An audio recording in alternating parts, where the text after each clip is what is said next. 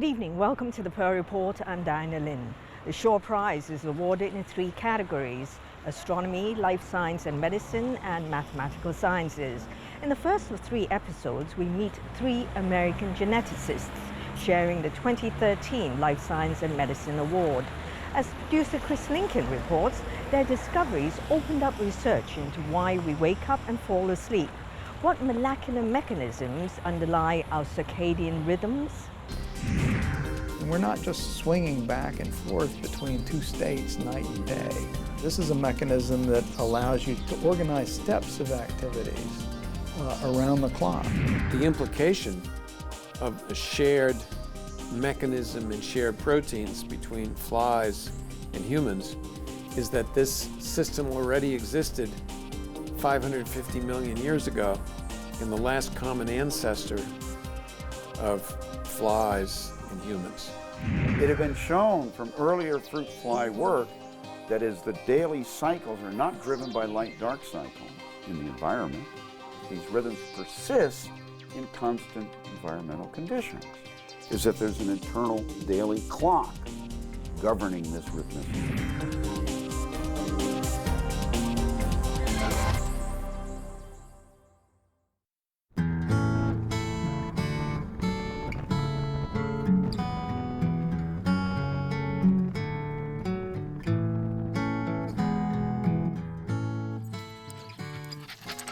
Jeffrey Hall is retired in the U.S. state of Maine. He is recognized as one of 3 scientists who studied fruit flies to figure out what controls our daily rhythms, where our circadian clock is, and how the clock operates. He did his work at Brandeis University outside Boston. The seeds were sown years before in California.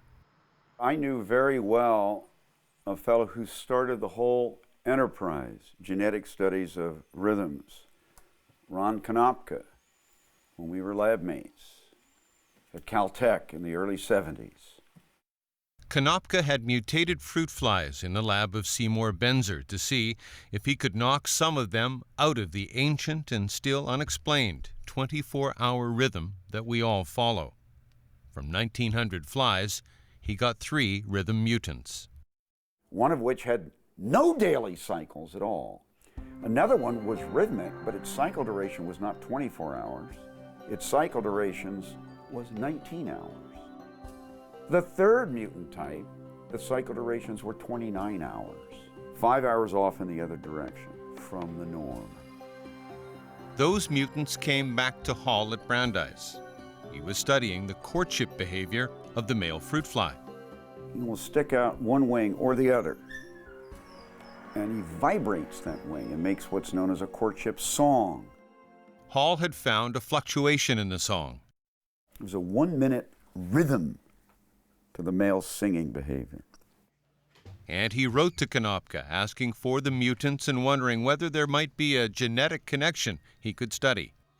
He got back a note that said, "That sounds like a great experiment," to try to use his mutants with it. And I said, "What? Ron, you must be out of your mind. It's a ridiculous possibility." But it worked. All 3 of the original circadian rhythm mutants were also courtship song rhythm mutants. And that got us at Brandeis into the rhythm genetics arena. The us included Michael Rosbash, who was running his own genetics lab at Brandeis, but was focused on RNA in yeast. Hall and Rosbash had become great friends. We had common interests, which is in things like human misbehavior, ours. Genetics was changing. It had become possible to isolate and study the mutated period gene that had changed the circadian rhythms of the fruit fly. I said to Jeff, hey, we could do this. We could clone this gene and maybe we'll learn something interesting about what the period gene does. The third man was not a collaborator. Mike Young had his own lab at Rockefeller University in New York. He'd been studying chromosome breaks in flies, looking for genes that could explain the fly's complex behavior. And he had heard about the mutant flies with the strange daily rhythms. Some of these chromosome breaks that I'd been working with had actually broken this circadian clock gene. That sparked his interest. In April 1984, the Young lab cloned the period gene. 6 months later, the Brandeis group cloned it. Jeff and I on the one hand, and Mike Young on the other, were in a very competitive situation. I would say not cooperative, but competitive at the beginning of this. They all spent a few years studying the gene, but a key part, the way the gene's protein worked, was baffling. We sequenced the protein and we were stuck. It was a mystery protein.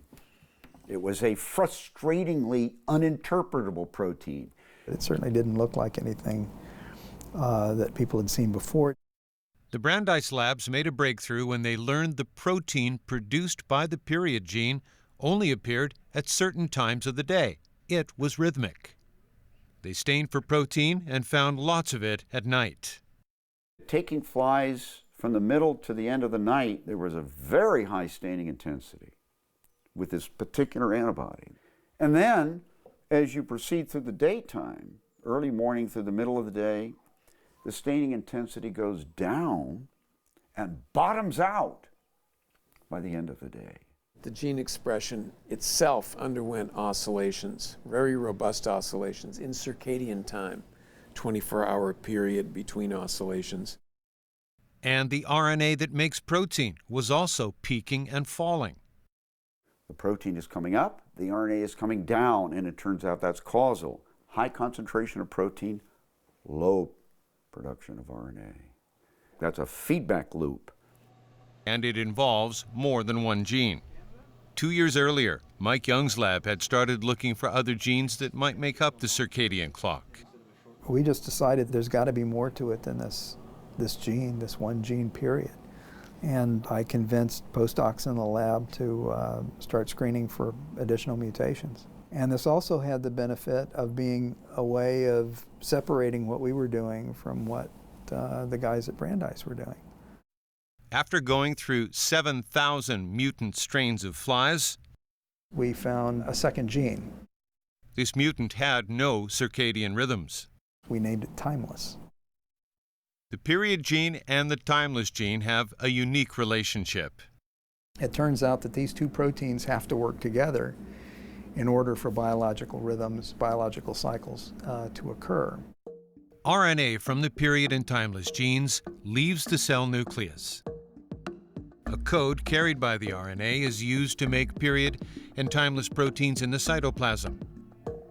When enough of these proteins have gathered, the Young lab found they combine and they turn into period timeless complexes that can return to the nucleus. When they return, two other clock genes found by the Hall and Rosbach labs called clock and cycle are in contact with the period and timeless genes, causing them to produce RNA. The period timeless complex will shut that down. So this is the feedback loop where these proteins go back into the nucleus and turn off transcription. All night long, while the period and timeless proteins are in the nucleus, sitting on clock and cycle proteins that are in turn sitting on the period and timeless genes, those genes are silent. They're not making RNA or protein. Morning light, though, causes the timeless protein to be degraded. The gene cryptochrome found at Brandeis is responsible. Cryptochrome, it absorbs light, gets altered, touches timeless, that causes timeless to be degraded very rapidly. Without the protection of timeless, the period protein is vulnerable and eliminated by double time, a gene discovered by the Young lab. With the period protein gone, clock and cycle genes can begin again to drive the transcription of period and timeless RNA. You go from intervals of expression to intervals of repression, so that you get a cyclical molecular system. And of course that, at a molecular level, is exactly what you're looking for if you're looking for an explanation for why our behavior cycles. The Young lab went on to discover 3 more genes that play a role in the running of the circadian clock: Vril, PDP1, and GSK3. As the findings began to roll in, the Brandeis and New York labs were cooperating to the point that research was being shared, before it had even been published. A woman in my lab thought she would like to get hold of this antibody that Young's lab had made against the aforementioned timeless protein. And I asked him, and it arrived the next day. He was just demonstrating that this competitive secrecy, silliness, and hoarding information and materials was over. It arrived the next day. I said, here it is. She said, what? Next day? What's going on? I said, better times. Coming up, sports. Turned out I liked hitting people and the camaraderie of the game. War. Pour the powder down the barrel. And the outdoors. From an early age, I was very much a naturalist.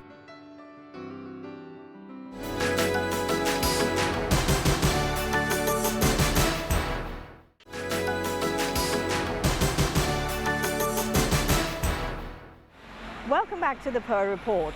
There are many genes regulating our day-night rhythms. All over our body are clocks, and they're ticking.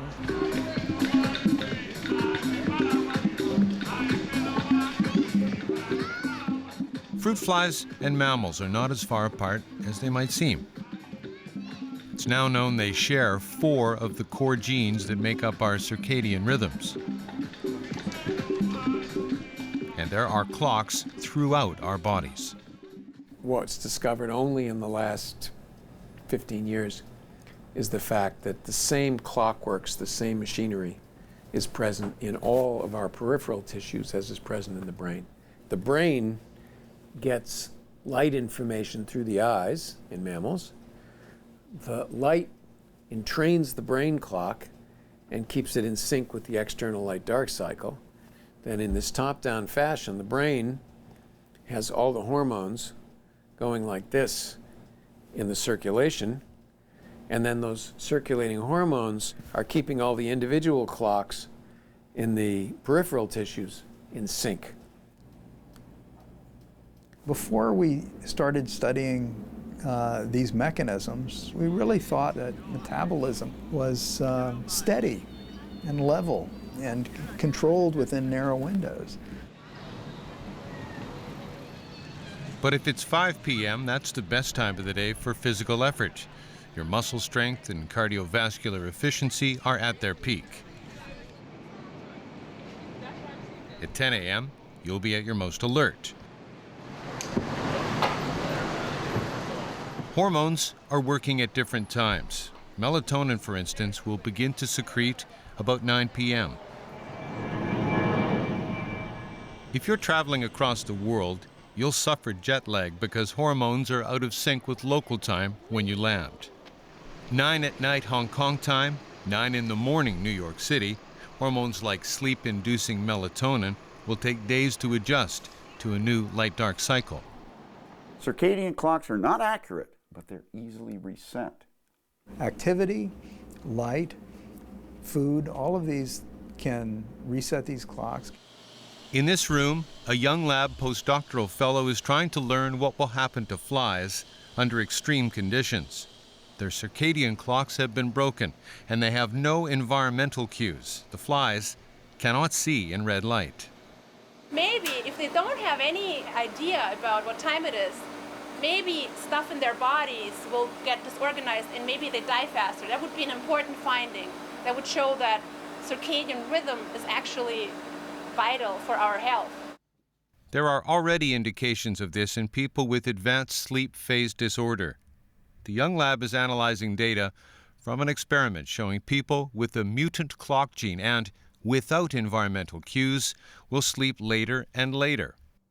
It would be 2 in the morning on Monday, 3 in the morning on Tuesday, 4 in the morning on Wednesday, etc.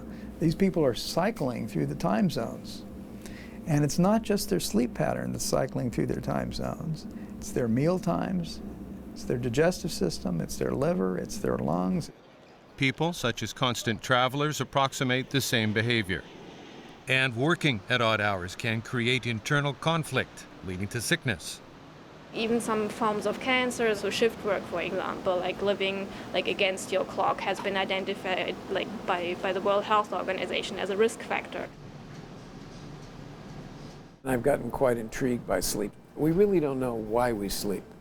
And we don't really know how we sleep, meaning, the why is what's the function of sleep, and the how is what are the molecules, and how does it work. You hope that sort of understanding the big picture is going to provide the groundwork for work in human studies later. One project in the Rosbash lab is on sleep and aging.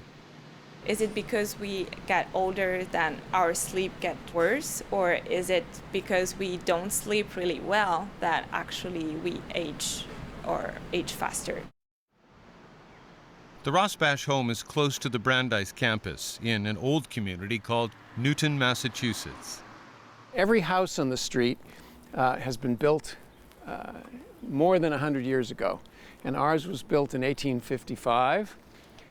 Michael's parents had moved his family to the area at the start of the 1950s.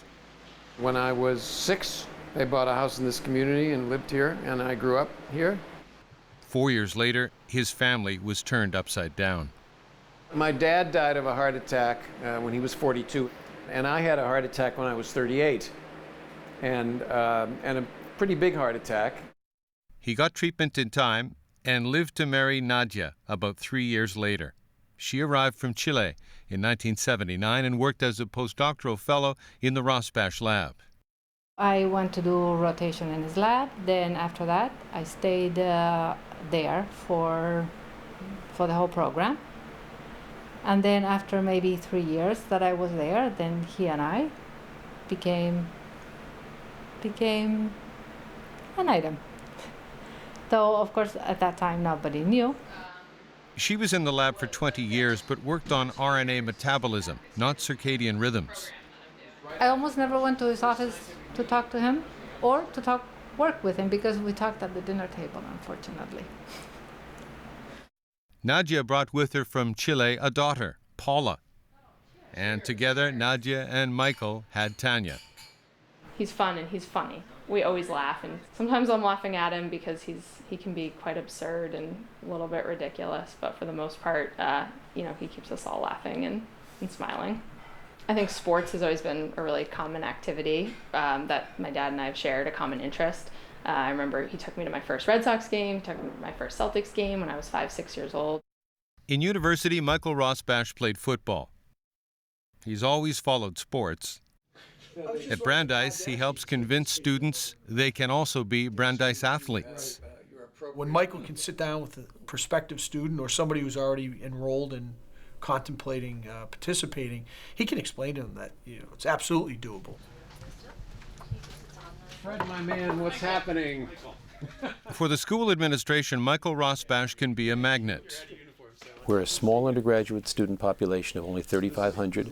At the same time, this is a Tier 1 research university. The fact that someone of his caliber is engaged in teaching undergraduates stands out among all of the great research universities, because one of the things that the best students know is that during those 4 years, they want to get the most out of that education. And at many universities, they are likely to have very little access to the top research faculty. Jeff Hall actually taught something completely outside of science while he was at Brandeis. His father had organized a family reunion in 1983 that included a trip to Gettysburg, Pennsylvania, the scene of what may have been the pivotal battle of the American Civil War. Jeff was taken with it. I would read scholarly works. I took courses at Brandeis, sat in, was permitted to audit them, and got to know those historians, and they wondered, what the hell are you doing? He was learning enough about the Gettysburg battle to write a book about it and teach a course on it. So when I presented this course and wrote this book, it was like a biology book, and you never see this in history books. Instead of salting 10 maps over 500 pages as an afterthought, there's 170 maps. You always know what's going on. You can never really get lost. You're reading dense prose, but there's a map right there. In his house, he has a room dedicated to the Civil War and a considerable investment in weaponry. This was the workhorse weapon of the Civil War. Jeff moved up to Maine from the Boston area about 5 years ago. He has some 300 acres. So there's more cornfields that way, and then beyond it is woods that I realized after I bought that I owned also. He says he's watched older researchers lose their edge, and that convinced him to move on. I was going to miss it, which I did and do, but I wasn't going to be bored. There was still lots that I wanted to do. Music, movies, sports, dogs. Della, you're not going to get a single bite of this. Mike Young grew up in Florida, surrounded by nature. I'd go out collecting lizards and snakes and turtles. Chemistry was very interesting to me too. I ruined my mother's floor with a chemistry set, making the best bleach ever. He remains close to nature. Mike is vice president for academic affairs at Rockefeller, but when he's free, he'll go to New Mexico with his wife, Laurel Eckhart. Well, we both like to be outside. A lot of people out there enjoy the beauty of the rocks, but Mike will come in and explain to them which period they're walking in at a given place, and therefore you don't look for, fossils in some layers. You look for them in other layers depending on when they were laid down. They met in university, where he was a sometimes musician. I played a guitar, and I was the lead singer in this group. Laurel, too, is a scientist in New York. She has her own immunogenetics lab at Hunter College. They have 2 daughters now in university. When our daughters were young, though, we would bring home designer flies. They would ask for... Well, Mike would always say, what kind of fly would you like tonight, girls? Do you want it to have curly wings? What color eyes do you want it to have, body? Younger daughter Arissa is just starting medical school. I really wanted a social aspect and more of a human aspect where I'd be working with people. Natalie is beginning her doctorate in sociology. I'm in particular interested in Chinese identity, national identity, how the Chinese culture and identity will change or stay the same. 香港人你好，我们希望9月的时候来香港。 Well, thank you for watching our show. It will be re-aired on Tuesday and Saturday, as well as on tvb.com.